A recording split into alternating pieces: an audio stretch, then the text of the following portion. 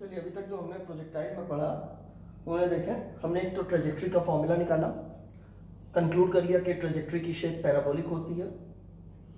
Path में जो अपने वो मैक्सिमम हाइट अटेन करता है उसका फॉर्मूला निकाला, कंक्लूड किया कि मैक्सिमम हाइट की वैल्यू मैक्सिमम कब हो जाएगी हमारे पास, जब थीटा पाई बाय 2 होता है, और वो कितनी होती है वैल्यू ये। इसी तरह हमने टाइम ऑफ फ्लाइट कंक्लूड किया, टाइम मैक्सिमम कब होगा उसकी कंडीशन। रेंज कंक्लूड की कितनी होती है, रेंज मैक्सिमम कब होगी। और अगर दो एंगल्स सेम प्रोजेक्टाइल के लिए, सेम प्रोजेक्टाइल का मीनिंग समझ लीजिए, फिर से मैं बोल दे रहा हूं सेम प्रोजेक्टाइल से हमारा मतलब है कि यू सेम होना चाहिए। यू का मतलब इनिशियल वेलोसिटी का मैग्नीट्यूड। हाँ, इनिशियल वेलोसिटी अलग अलग हो सकती है क्योंकि डायरेक्शन अलग अलग हो सकती है। एक बार यू जो है वो θ1 पे प्रोजेक्टेड है ग्राउंड के साथ, और दूसरे केस में u जो है वो θ2 एंगल बना रहा है ग्राउंड के साथ। ऐसे केस में अगर रेंज सेम आती है तो इसका मतलब है θ1 और θ2 का सम π/2 होता है, और ये हमने कंक्लूड किया। ठीक है, ये बेसिक फॉर्मूला है हमारे। अगर हमें कंसेप्ट आता और ये फॉर्मूले आते हैं तो हम इनफैक्ट आगे का जो हमने प्रोजेक्टाइल नहीं पढ़ा वो सब कुछ भी लगा सकते हैं। लेकिन चलो अब कुछ चीजें और हम देखते हैं प्रोजेक्टाइल मोशन में।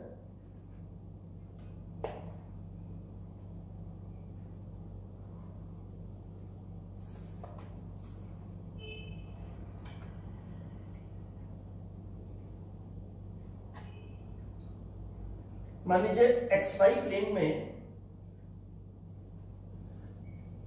ओरिजिन से किसी पार्टिकल को या किसी स्मॉल ऑब्जेक्ट को प्रोजेक्ट किया गया with velocity u at an angle theta with the horizontal. तो ये कुछ इस तरह के पाथ में ऑब्जेक्ट मूव करने लगा।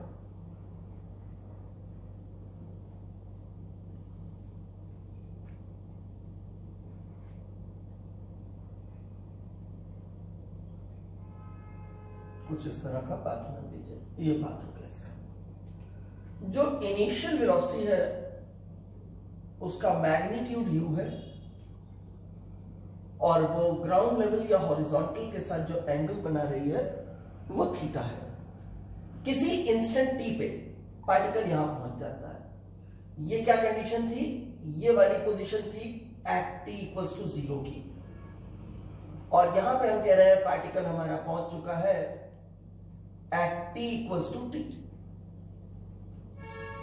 अब हम देखना चाहते हैं इस जगह पे उसकी वेलोसिटी कितनी होगी और किस डायरेक्शन में होगी। We are interested in getting the velocity of the particle at instant t both in magnitude as well as in direction। मान लिया ये वेलोसिटी इसकी v हो चुकी है। इस वेलोसिटी के दो कंपोनेंट्स हो गए, एक हॉरिजॉन्टल कंपोनेंट हो गया,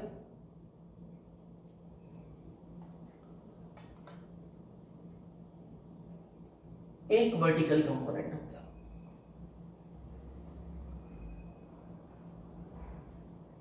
मान लेते हैं इसकी डायरेक्शन देने के लिए हमने बता दिया हॉरिजॉन्टल के साथ अल्फा एंगल पे प्रेजेंट है, तो इसका मतलब है ये हॉरिजॉन्टल कंपोनेंट हो गया v cos अल्फा, और ये वर्टिकल कंपोनेंट हो गया v sin alpha.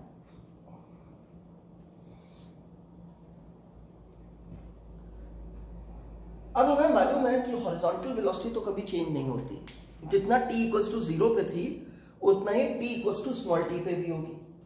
t equals to 0 पे जो हॉरिजॉन्टल वेलोसिटी है उसको मार्क कर ले। ये हॉरिजॉन्टल वेलोसिटी हमें मालूम है u cos थीटा, और इसी तरह t इक्वल्स टू 0 पे जो वर्टिकल वेलोसिटी है वो हमें पता है u sin थीटा होती है। ठीक है, तो v cos अल्फा जो है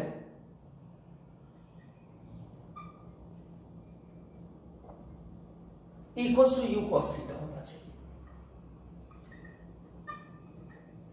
लॉजिक सिंपल सा है, हॉरिजॉन्टल डायरेक्शन में कोई एक्सेलरेशन नहीं था, मतलब हॉरिजॉन्टल वेलोसिटी कांस्टेंट थी, तो जितनी किसी t इक्वल्स टू 0 पे थी उतनी ही t इक्वल्स टू t पे भी होगी।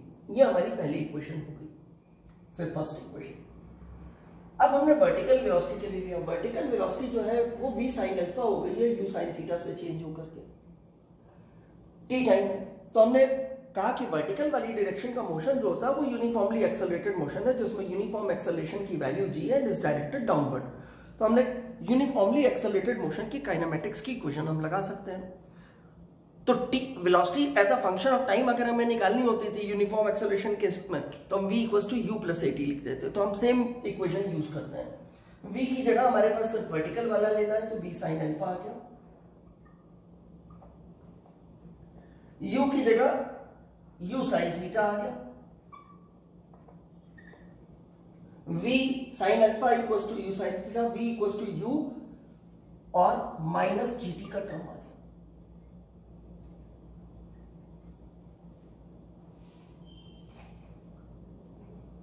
अब अगर सेकेंड इक्वेशन को फर्स्ट से डिवाइड कर दो, equation 2 divided by equation 1,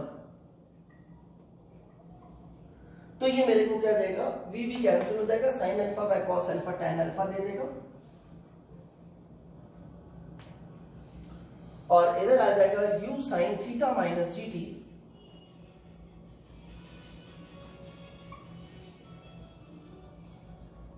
upon u cos theta.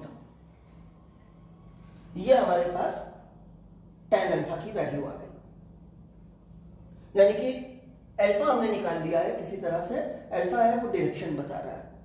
ठीक है, जैसे मान लो कैसा क्वेश्चन हो गया, मेरे से कहता है कि एक प्रोजेक्टाइल को जो है u वेलोसिटी से हॉरिजॉन्टल के साथ थीटा एंगल पे प्रोजेक्ट कर दिया। A projectile is projected with velocity u at an angle theta with ground.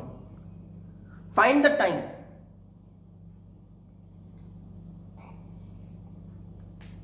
at which या after which the particle will have instantaneous velocity perpendicular to initial velocity। कह रहा है projectile को u velocity से horizontal के साथ theta angle पे project कर दिया है, वो टाइम बताओ जिस टाइम पे उसकी इंस्टेंटेनियस वेलोसिटी जो है वो वेलोसिटी क्या हो जाएगी, परपेंडिकुलर हो जाएगी उसकी इनिशियल वेलोसिटी के। ठीक है, ये बेसिक फॉर्मूला है, ये मैं रब कर दे रहा हूं। इसी तरह से अपने फॉर्मूले की लिस्ट बना लीजिए और उसे लर्न कर लीजिए। मेनली क्वेश्चन आपके फॉर्मूले से लग जाएंगे, और जहां नहीं लगेंगे मैंने आपको बता दिया, आपको ज्यादा कुछ नहीं करना है। You have to just resolve into 2 parts, horizontal vertical के 2 पार्ट्स कर लीजिए, या कोई भी 2 म्यूचुअली परपेंडिकुलर डायरेक्शंस हम सुटेबली रिजॉल्व कर देंगे और उनको अलग अलग हैंडल कर लेंगे।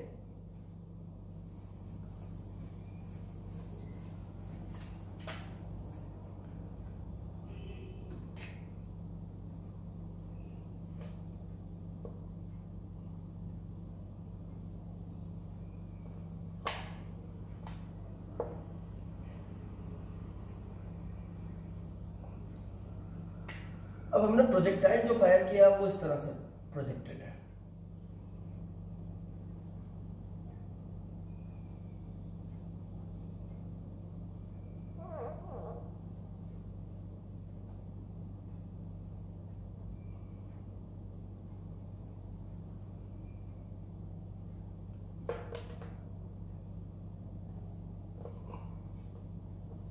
जो इनिशियल वेलोसिटी की डायरेक्शन है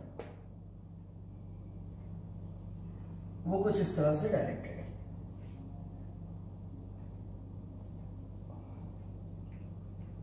किसी इंस्टेंट पे जब भी वेलोसिटी निकालनी होगी, तो जैसे हमने यहाँ पे इनिशियल के लिए इनिशियल पॉइंट पे टेंजेंट बना दिया है, यहाँ पे वेलोसिटी चाहिए होगी तो यहाँ पे टेंजेंट बना देंगे, यहाँ पे वेलोसिटी चाहिए तो इस जगह पे टेंजेंट ड्रॉ कर देंगे।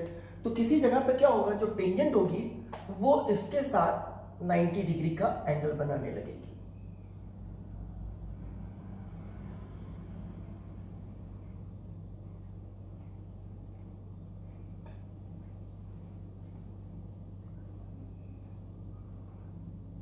ये देखिए, ये 90 डिग्री का एंगल आया। ये वेलोसिटी u थी, हॉरिजॉन्टल के साथ थीटा एंगल पे थी। इस जगह पे आकर के वेलोसिटी की कोई वैल्यू v हो गई होगी, सच दैट इस इंस्टेंट पे क्या हो गया है, instantaneous velocity v initial velocity के परपेंडिकुलर हो गई है। ठीक है, अब देखो हमने डायरेक्शन ऑफ मोशन निकाला, यहां पे भी एंगल्स मार्क करता हूं एक बार।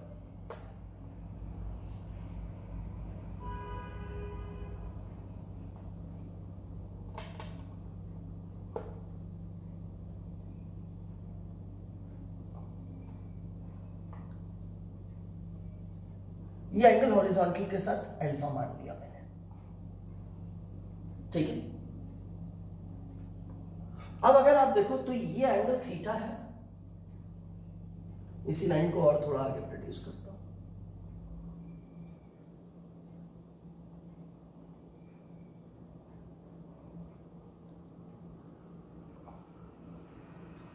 अगर ये एंगल अल्फा है तो this angle will be alpha,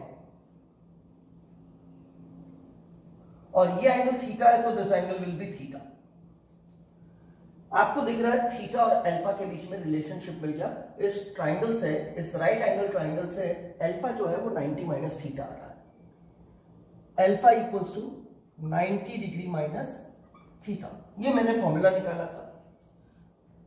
तो मैंने इसमें अल्फा की जगह पे 90 माइनस थीटा प्लेस किया, तो ये हो गया tan 90 minus theta.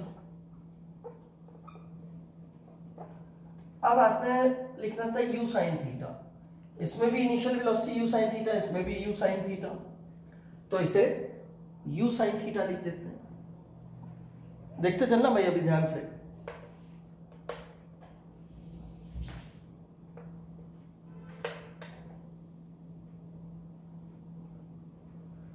u sine theta minus gt, नीचे आ गया u कॉस थीटा। अब एक छोटी सी गलती हो गई हमसे, उसको भी सुधारेंगे। वो क्या हो गई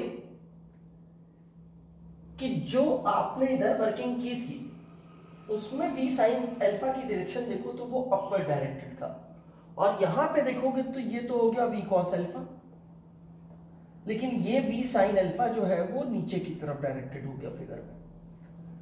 अगर v साइन अल्फा नीचे हो गया, सोचो नीचे करूं तो इसका मतलब है इसे मुझे माइनस में लिखना पड़ेगा। अब अगर मैं इसे माइनस में लिखूंगा तो फिर डिवीजन करूंगा, क्योंकि डायरेक्शन डाउनवर्ड हो गई। उस फिगर के अकॉर्डिंगली अगर लिखूं, इस फिगर के अकॉर्डिंगली तो प्लस ठीक था, लेकिन इसके अकॉर्डिंगली माइनस करूंगा, इसको माइनस में लिखना पड़ेगा, तो ये भी माइनस में आएगा, ठीक है। तो इसका मतलब यहाँ पे एक माइनस का साइन और अपीयर करना चाहिए। ये हो गया हमारे पास वैल्यूज। अब tan 90 माइनस थीटा होता है cot थीटा, और cot थीटा को लिख सकते हैं cos theta upon sin theta. तो ये माइनस तो मैंने एज इट इज लिख दिया, ये cot थीटा बना, cot थीटा को लिख दिया cos theta upon sin theta equals to, इधर के टर्म्स अभी एज इट इज लिख दिए, u sin theta minus gt upon u cos theta.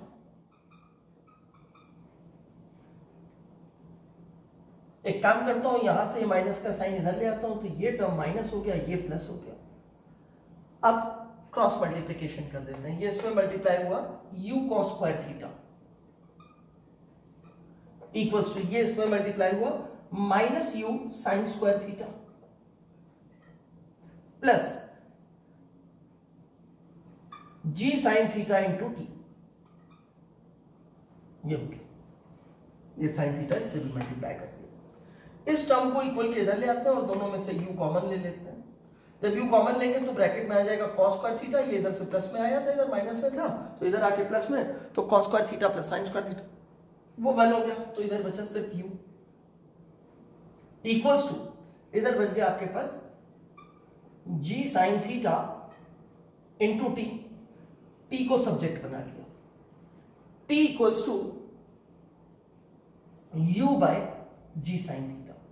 तो ये वो टाइम है जिस इंस्टेंट पे जाकर के इंस्टेंटेनियस वेलोसिटी इनिशियल वेलोसिटी के परपेंडिकुलर हो जाएगी, ठीक है ना। ये हमने इस फॉर्मूले से किया। मैंने आपको कहा देखो, ये ऐसा नहीं है कि ये फॉर्मूले आने बहुत जरूरी हैं, हम अपनी बेसिक्स याद रखेंगे, बेसिक कंसेप्ट याद रखेंगे तो भी सॉल्व होगा, और हो सकता है फॉर्मूलों से जल्दी ही सॉल्व हो, ठीक है ना, फॉर्मूले से भी जल्दी सॉल्व कर लें हम। तो सेम क्वेश्चन को हम वेक्टर के कंसेप्ट से भी सॉल्व कर सकते हैं। हम इनिशियल वेलोसिटी और फाइनल वेलोसिटी दोनों को एज वेक्टर लिख लेते हैं। इनिशियल वेलोसिटी को हम दो कंपोनेंट्स में लिख सकते हैं, एक हो जाएगा हमारे पास u cos theta i cap, और वर्टिकल वाला u sin theta j cap. इसी तरह यहां पे जब पार्टिकल पहुंच गया तो उसकी वेलोसिटी v मार्क की है, उसे वेक्टर में लिखें। ये वाली वेलोसिटी जिसे v cos अल्फा लिखा है, ये u cos थीटा है, हॉरिजॉन्टल वेलोसिटी कभी बदलती नहीं है, थ्रू आउट सेम, तो हॉरिजॉन्टल कंपोनेंट तो u cos थीटा आई कैप आ गया। अब आया ये वर्टिकल वेलोसिटी वाला, तो वर्टिकल वेलोसिटी टी टाइम के बाद कितनी हो जाती है, वो हमने यहाँ पे ऑब्टेन की थी, इतनी हो जाती है, वेक्टर में ही लिखना है, plus u sin theta minus gt जे क्या। इसमें ये गलती मत कीजिएगा कि डाउनवर्ड डायरेक्शन देख करके डाउनवर्ड लिख दीजिए, अपने आप ही जीटी की वैल्यू इससे बड़ी हो जाएगी, माइनस में आ जाएगा ये रिजल्ट, ठीक है ना। हाईएस्ट पॉइंट पे जीटी की वैल्यू इसके बराबर हो जाएगी, वर्टिकल वेलोसिटी 0 हो जाएगी। अब हमने इनिशियल वेलोसिटी और हॉरिजॉन्टल, इनिशियल वेलोसिटी को हॉरिजॉन्टल और वर्टिकल कंपोनेंट के टर्म में लिख दिया, और फिर इस v वेलोसिटी को भी हमने लिख दिया। क्वेश्चन के अकॉर्डिंगली v और u आपस में परपेंडिकुलर है। अगर दो वेक्टर्स परपेंडिकुलर होते हैं तो हमारी वेक्टर की नॉलेज कहती है कि उनकी डॉट प्रोडक्ट 0 होती है। तो हमने लिखा vector v dot vector u equals to 0। Reason दे दिया, since v and u are perpendicular to each other.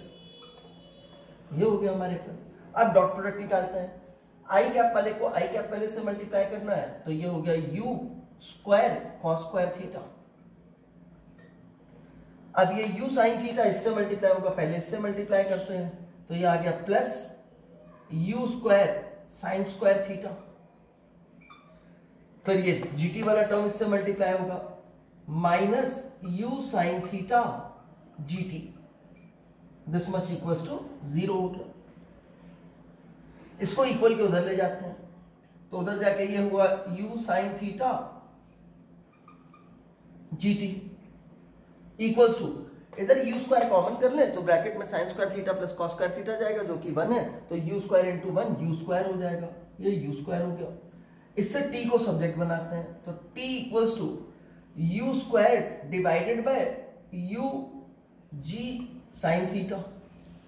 एक u फिर कैंसिल कर दीजिए, फिर वही हमारा पहले वाला रिजल्ट आ गया, सेम रिजल्ट हमारे को ऑब्टेन हो गया। इस बार हमने सिंपली वेक्टर की नॉलेज यूज की है। एक और मेथड से सेम क्वेश्चन को देखेंगे।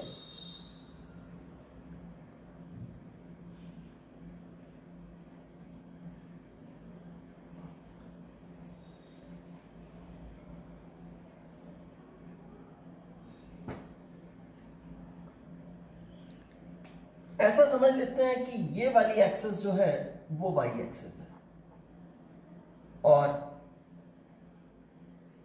ये वाली एक्सिस जो है वो, इसको x कह देता हूं, किसी को भी x किसी को भी y कहना, इसको y कह देता हूं, ठीक है। आप इसे x और उसे y करना चाहो तो वो भी कर सकते हो, कोई फर्क नहीं पड़ेगा। इसे x कह लो और इसे y कह लो तो भी आपको कोई फर्क नहीं पड़ेगा। चलिए देखते हैं,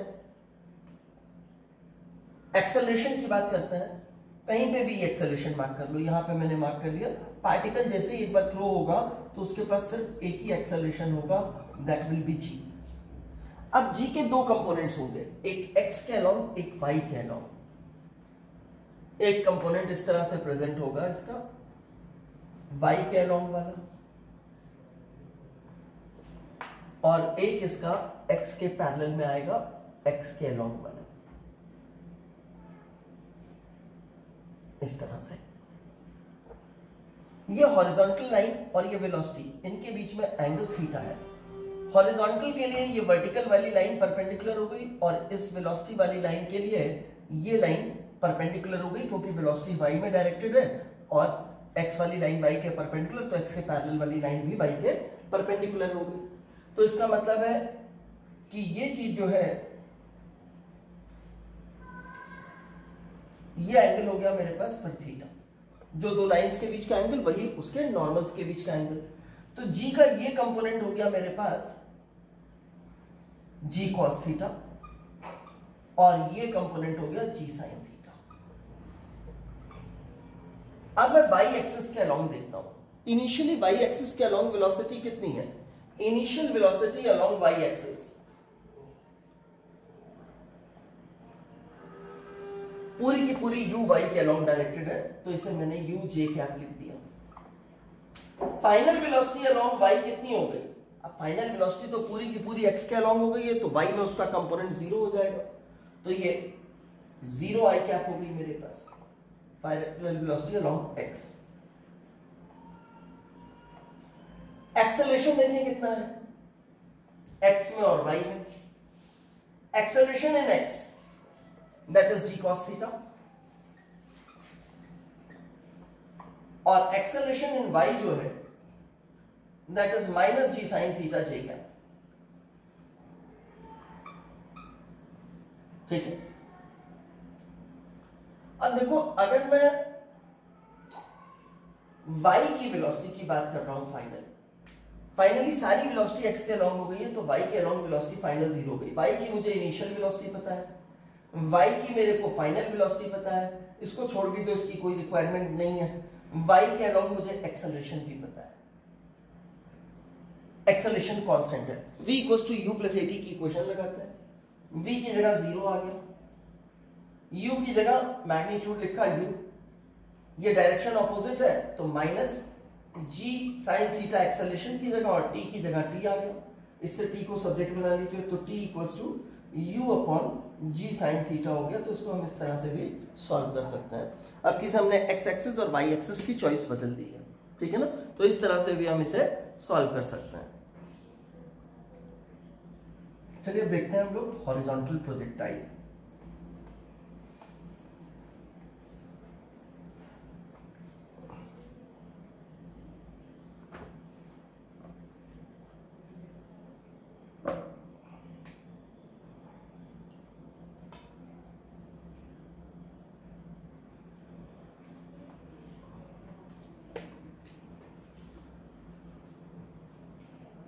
सपोज ये कोई बिल्डिंग या टावर है या पहाड़ है, इसके ऊपर से हाईएस्ट पॉइंट से एक पार्टिकल को प्रोजेक्ट किया जाता है हॉरिजॉन्टली, इस तरह से इसे हॉरिजॉन्टल वेलोसिटी u इंपार्ट कर दी जाती है। ये हाइट मान लो स्मॉल h है, जिस टावर या जिस बिल्डिंग के ऊपर से इसे थ्रो किया गया उसकी हाइट स्मॉल h है। अब क्या होगा, ये फिर से कुछ इस तरह के पाथ में चलेगा,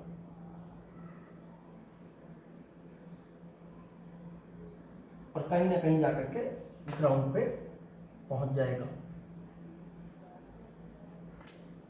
मान लो ये पॉइंट A है जहां से ये चला, और ग्राउंड पे जहां पहुंचा वो पॉइंट B है। तो A से B पहुंचने में जो इसको टाइम लगा वो इसका टाइम ऑफ फ्लाइट है।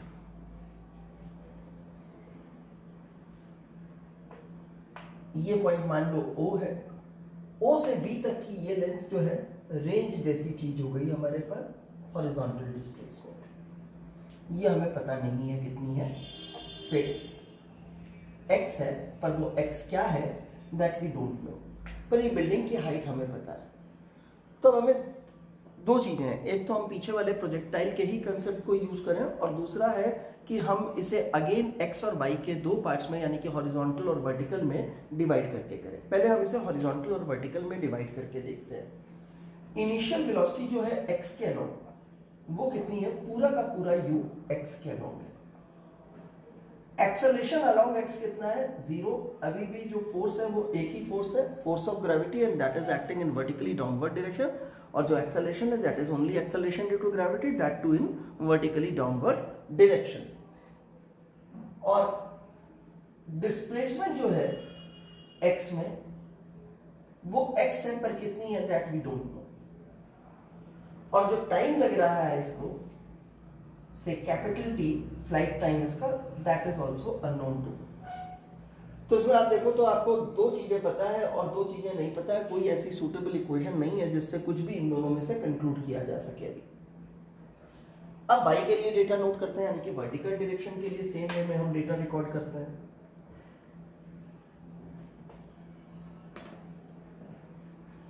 इनिशियल वेलोसिटी इन y 0 हो गई क्योंकि पूरी की पूरी हॉरिजॉन्टल थी।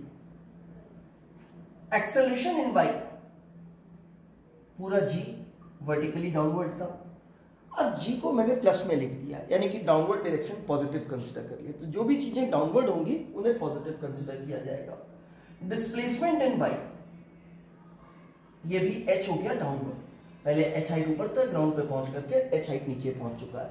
टोटल डिस्प्लेसमेंट AB को ज्वाइन करने वाली लाइन सेगमेंट हो गई AB लाइन सेगमेंट। क्या हम y में नोट कर रहे हैं, तो y के लिए हो गया। टाइम कितना है, कैपिटल T, जो कि हमें पता नहीं है।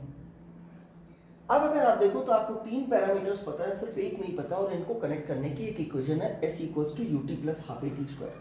तो s equals to ut plus half a t square में वैल्यू सब्स्टिट्यूट करता है। s की जगह पे h आ गया, u की जगह 0 तो ut का टर्म 0 हो गया, हाफ जी टी स्क्वायर आ गया हाफ ए टी स्क्वायर की जगह। इससे t को सब्जेक्ट बना लिया, तो इसका टाइम ऑफ फ्लाइट आ गया हमारे पास 2h/g का रूट, 2h/g का रूट, ये इसका टाइम ऑफ फ्लाइट आ गया। अब जैसे टाइम ऑफ फ्लाइट मिला तो ये नोन हो गया हमारे को, ये नोन हो गया तो हम डिस्प्लेसमेंट निकाल पाएंगे। एक्सेलरेशन तो है नहीं, डिस्प्लेसमेंट हो जाएगी, जिस डायरेक्शन में आप डिस्प्लेसमेंट दे रहे हो उसी डायरेक्शन की वेलोसिटी इनटू टाइम। तो इसका मतलब है x हम निकाल सकते हैं, x हमारे पास हो गया ux इंटू टी। तो x इक्वल्स टू ux की वैल्यू u थी, और t जो हमने कंक्लूड किया है दैट वाज कैपिटल T, जिसकी वैल्यू हमने ये ऑब्टेन की है, तो ये 2h/g। यही दो चीजें हमारे को इसमें बेसिकली कंक्लूड करनी होती हैं। तो एक x कितनी दूर जाएगा और दूसरा इसे कितना टाइम लगेगा, ये दो पैरामीटर्स हमारे को कंक्लूड करने थे, दोनों ही ऑब्टेन हो गए हॉरिजॉन्टल प्रोजेक्टाइल में। अब मैंने कहा था कि आप प्रोजेक्टाइल की नॉलेज भी यूज कर सकते हो। सपोज मैं x निकालना चाहता हूं, तो मैंने ट्रेजेक्ट्री की इक्वेशन डिसाइड की। ट्रेजेक्ट्री की इक्वेशन एक बार लिखूंगा फिर रब कर दूंगा सूटेबल वैल्यू सब्स्टिट्यूट करने के बाद, यहां लिख देता हूं। जो जनरल इक्वेशन ऑफ ट्रेजेक्ट्री हमने पढ़ी है वो थी y equals to x tan theta minus gx square upon 2u square cos square theta. Terminology recall कर लेते हैं। y क्या हो गया, वर्टिकल डायरेक्शन में डिस्प्लेसमेंट। जब हमने ये डिराइव की थी तो y अपवर्ड दिया हुआ था, x हॉरिजॉन्टल डायरेक्शन में डिस्प्लेसमेंट। अगर पॉइंट ऑफ प्रोजेक्शन को ओरिजिन मान ले तो ये x और y कोऑर्डिनेट्स भी कहलाएंगे, आपके पास x coordinate and y coordinate. Theta क्या था, इनिशियल वेलोसिटी जो हॉरिजॉन्टल के साथ एंगल बनाती थी वो, और u इनिशियल वेलोसिटी, थीटा बताई दिया, जी आपको पता है ये सब कुछ। चलिए अब हम देखते हैं y यहां से यहां आने की बात कर रहे हैं, तो y हो गया h डाउनवर्ड, या तो इसे माइनस में लिख दो क्योंकि ये आपने प्लस में लिखा था और g ऊपर वाली डायरेक्शन पॉजिटिव लिखी थी, ये माइनस में लिखा था, तो इसे आप माइनस h लिख दो। ये माइनस h हो गया, डिस्प्लेसमेंट मुझे नोन है, डाउनवर्ड हुई है, h के बराबर हुई है, डाउनवर्ड का माइनस मैग्नीट्यूड h। थीटा 0 है, पूरा पूरा हॉरिजॉन्टल थ्रो किया है, हॉरिजॉन्टल के साथ हॉरिजॉन्टल की ही लाइन ड्रॉ करेंगे, ग्राउंड के पैरेलल है तो ग्राउंड के साथ इसका एंगल 0 हो गया, तो tan 0 भी 0 होता है, तो पहला टर्म 0 हो गया। यहाँ पे आए माइनस की जगह माइनस आया, g की जगह g आया, x की जगह जब b पे पहुंचा तो वर्टिकल डिस्प्लेसमेंट h हो चुकी थी डाउनवर्ड, हॉरिजॉन्टल डिस्प्लेसमेंट x थी, तो x की जगह x है, 2 की जगह 2 और u स्क्वायर की जगह u स्क्वायर। थीटा 0 था तो cos 0 1 हो गया, 1 का स्क्वायर भी 1 हो गया, तो इतना आ गया। दोनों तरफ से माइनस हटा दो तो आपको h की वैल्यू मिल गई gx square upon 2u square. इससे अगर मैं x को सब्जेक्ट बनाऊं, सपोज पहले x स्क्वायर को बना लेते हैं सब्जेक्ट, तो ये आया u square into 2h/g। x को सब्जेक्ट बनाना है, रूट लिया, ये स्क्वायर था, रूट के बाहर आ गया u, रूट में चला गया आपके पास 2h/g। सेम रिजल्ट आपके पास यहां पे आया था, सेम रिजल्ट यहां पे आ गया। अब टाइम निकालना है, तो टाइम निकालना हमारे लिए काफी आसान है इस केस में। Time capital T, horizontal direction में ये तो हमें पता ही है, एक्सेलरेशन नहीं है, हॉरिजॉन्टल डिस्प्लेसमेंट निकाल चुके हैं, हॉरिजॉन्टल वेलोसिटी से डिवाइड कर दो, यानी कि x अपॉन ux, तो t इक्वल्स टू x, तो x ही है आपके पास, और ux की वैल्यू, x की वैल्यू लिख देता हूं, x क्या है, x हो गया आपके पास u under root 2h/g divided by ux। आपके पास पूरा पूरा u था, u लिख दीजिए, u कैंसिल हो गया, तो t की वैल्यू आ गई 2h/g का रूट, सेम वैल्यू, ठीक है, ये आ गया हमारे पास। तो ये बेसिकली हमारे पास हॉरिजॉन्टल प्रोजेक्टाइल है। इसमें हमारे पास हम चाहें तो प्रीवियस प्रोजेक्टाइल की नॉलेज कर लें, नहीं तो ये फॉर्मूले हमारे सफिशिएंट है, या ये कंसेप्ट हमारा अपने आप में सफिशिएंट है हॉरिजॉन्टल प्रोजेक्टाइल को सॉल्व करने के लिए। चलिए कुछ क्वेश्चन की बात करते हैं कि एग्जाम्पल के लिए।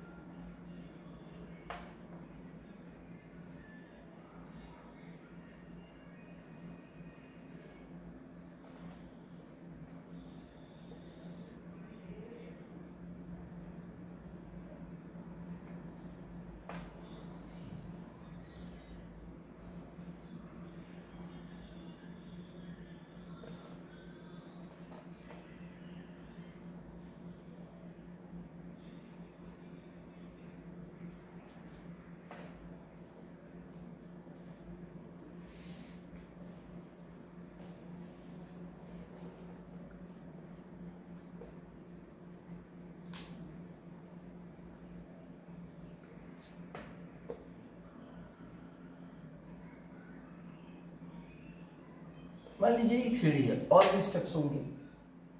This is a staircase. इसमें हर स्टेप की विड्थ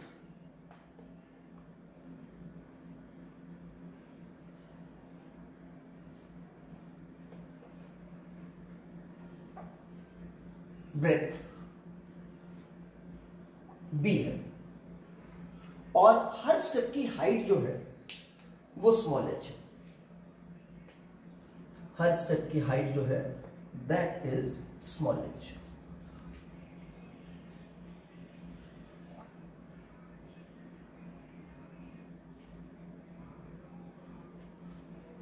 यानी कि ये स्टेप b विड्थ का है तो ये भी b का है, ये भी b का, ये भी b का, आगे जो आएंगे वो भी b के, और ऐसे ये h का है, ये h का है, ये भी h का, ये भी h का, एंड सो ऑन।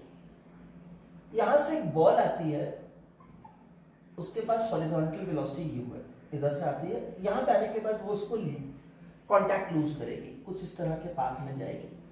अब पहली बार जब जाएगी तो किसी ना किसी सीढ़ी के ऊपर गिरेगी। हम ये जानना चाहते हैं कौन से नंबर के स्टेप पे गिरेगी वो, number of the step on which the ball falls. इस पे गिरेगी तो ये फर्स्ट स्टेप है, ये सेकेंड स्टेप है आपके पास, ये थर्ड स्टेप है, फोर्थ स्टेप है, एंड सो ऑन आपके पास स्टेप है, तो किसी स्टेप पे ये गिरेगी। ठीक है, मैं ऐसे ही फिगर बना लेता हूं। मान लो कहीं यहां पे आकर के ये किसी स्टेप पे गिरती है,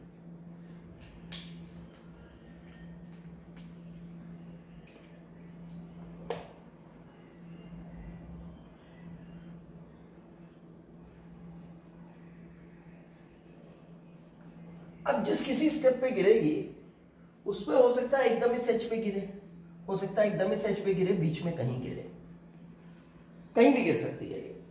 मान लो ये nth स्टेप है, दिस इज nth स्टेप जिस पे ये गिरती है। ये हॉरिजॉन्टल प्रोजेक्टाइल का ही एग्जांपल है, u वेलोसिटी है इसके पास। हम ये नंबर कौन सा स्टेप का निकालने में इंटरेस्टेड है। अच्छा सोचो अगर पहले स्टेप पे गिर जाती, चाहे यहीं गिर जाए, चाहे यहां गिर जाए, चाहे यहां गिर जाए, चाहे यहां गिर जाए, चाहे यहां, चाहे यहां, रहेगी तो फर्स्ट स्टेप पे। और फर्स्ट स्टेप पे अगर गिरती है तो वर्टिकल डायरेक्शन की डिस्प्लेसमेंट कितनी है, h। अच्छा अगर सेकंड पे गिरती, चाहे यहां गिर जाए, चाहे यहां गिर जाए, चाहे यहां पे फॉल करे, चाहे यहां हिट करे, चाहे यहां हिट करे, चाहे यहां हिट करे। अब अगर सेकंड पे गिरेगी तो वर्टिकल डिस्प्लेसमेंट कितनी हो गई, यहां से चाहे यहां पे गिरे, चाहे यहां गिरे, चाहे यहां गिरे, चाहे यहां गिरे, वर्टिकल डिस्प्लेसमेंट h ये 2h हो गई। यानी कि सेकंड पे गिरेगी तो 2h, फर्स्ट पे गिर रही थी तो 1h, और ऐसे ही थर्ड पे गिरे, चाहे यहां गिर जाए, चाहे यहां, चाहे यहां, चाहे यहां, चाहे यहां, चाहे यहां, तो 3h की वर्टिकल डिस्प्लेसमेंट आएगी। यानी कि जिस नंबर ऑफ स्टेयरकेस पे गिरेगी ये, that number into h vertical displacement होगी। तो मैं हॉरिजॉन्टल और वर्टिकल डेटा को नोट करना चाहता हूं, तो मुझे ये समझ में आ गया कि अगर nth स्टेप पे गिरेगी तो वर्टिकल डिस्प्लेसमेंट nh होगी। अब हॉरिजॉन्टल डिस्प्लेसमेंट की बात करते हैं। यहां से हमें स्टार्ट करना है इस एज से। अगर यहीं गिरा तो हॉरिजॉन्टल डिस्प्लेसमेंट 0 है, और यहां गिरा तो b है, यानी कि फर्स्ट स्टेप पे गिरेगी तो हॉरिजॉन्टल डिस्प्लेसमेंट 0 से लेके b तक कोई भी वैल्यू हो सकती है। सेकंड पे गिरेगी तो क्या होगा, यहां तक के लिए हॉरिजॉन्टल डिस्प्लेसमेंट यहां से यहां आने पे b है, और यहां पे आती है तो 2b है, तो b से लेके 2b तक है। ठीक है, ऐसे ही थर्ड पे गिरेगी तो 2b से लेके 3b तक हो जाएगी हॉरिजॉन्टल डिस्प्लेसमेंट। तो इसका मतलब है जिस स्टेप केस पे गिर रही है उसके इक्वल या उससे कम displacement, that much into b के इक्वल या उससे कम हो रही है। सेकंड पे गिरेगी तो 2b या 2b से कम होगी हॉरिजॉन्टल डिस्प्लेसमेंट। थर्ड पे गिरेगी तो 3b या 3b से कम होगी। nth पे गिरेगी तो nb या nb से कम होगी। ठीक है, तो चलिए डेटा नोट करते हैं।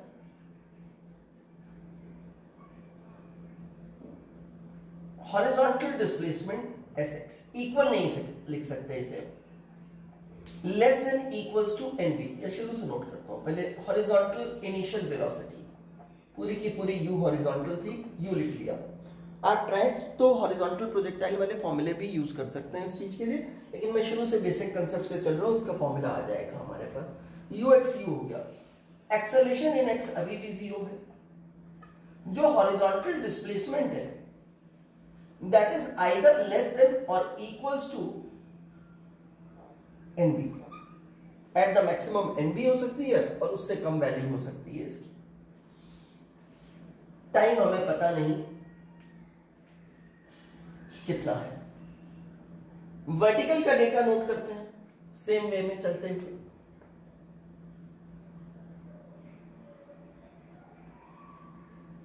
इनिशियल वर्टिकल वेलोसिटी 0 है। वर्टिकल एक्सेलरेशन जो है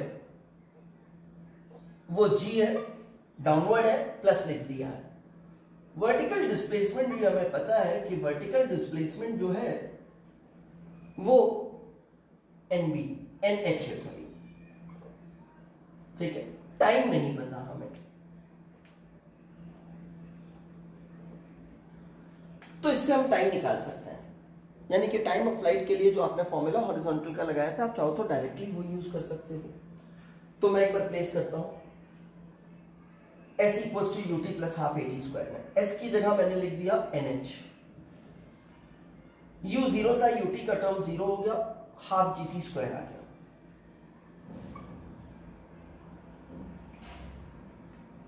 यहां से मैंने t को सब्जेक्ट बना लिया। t equals to 2 times nh by g का रूट आ गया। ये टाइम ऑफ फ्लाइट आ गया। अब टाइम ऑफ फ्लाइट मुझे नोन हो गया, now this is known to me. अब मेरे को सिर्फ sx नहीं पता है, तो मैंने कहा चलो sx के लिए इक्वेशन लिखते हैं। Again s equals to ut plus half at square. u था, t कैपिटल T इतना मिल गया था। ये फॉर्मूले से भी आप प्लेस कर सकते थे, मैंने कहा।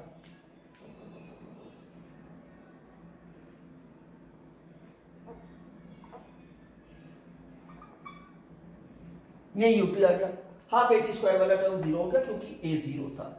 या आप सिंपली कह सकते हो डिस्प्लेसमेंट इक्वल्स टू एक्सेलरेशन नहीं है, कांस्टेंट वेलोसिटी है, तो कांस्टेंट वेलोसिटी इनटू टाइम हो गया हमारे पास। अब हमें मालूम है sx जो है दैट इज लेस देन और इक्वल्स टू nb, तो हमने sx की वैल्यू रख दी इसमें। इसका मतलब है s को मैं पहले स्क्वायर कर देता हूं। इसका मतलब ये भी हुआ कि इस चीज का स्क्वायर जो है दैट इज लेस देन और इक्वल्स टू nb का होल स्क्वायर। sx का स्क्वायर यानी कि इसका स्क्वायर हो गया u square into 2nh by g, ये sx के स्क्वायर की वैल्यू आ गई, less than equals to n square b square. ठीक है, इसका मतलब है एक n कैंसिल कर दिया, n is greater than equals to 2u square h upon gb square.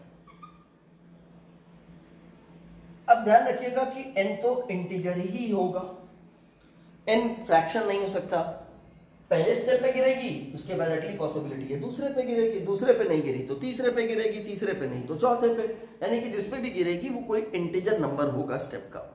तो n को इंटीजर नंबर होना चाहिए।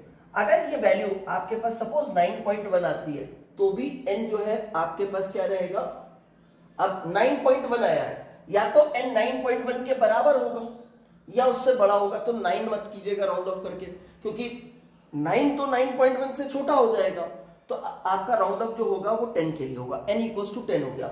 ये 9.1 भी आ गया, 9.0000001 भी आ गया तो भी n 10 हो जाएगा, ठीक है ना, क्योंकि 9th को क्रॉस कर गया है, 10th पे पहुंच गया, भले ही यहां पहुंचे तो वो 10th ही कहलाएगा अगर 10th पे पहुंचा है तो, ठीक है ना, चाहे इसी एज पे पहुंचे, यहां पे पहुंचेगा तो भी 10th कहलाएगा, यहां पे पहुंचेगा तो भी। और यहां फॉर्मूले में बहुत क्लियर है कि n की वैल्यू जो है इसके इक्वल हो सकती है या ग्रेटर हो सकती है।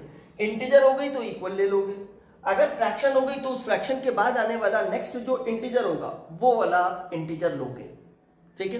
तो n जो है वो ग्रेटर देन दिस मच होगा। 9.999999 हुआ तो भी 10 है, 9.0000001 हुआ तो भी 10 है आपका आंसर। ये हमने इसके लिए वर्कआउट किया, ठीक है।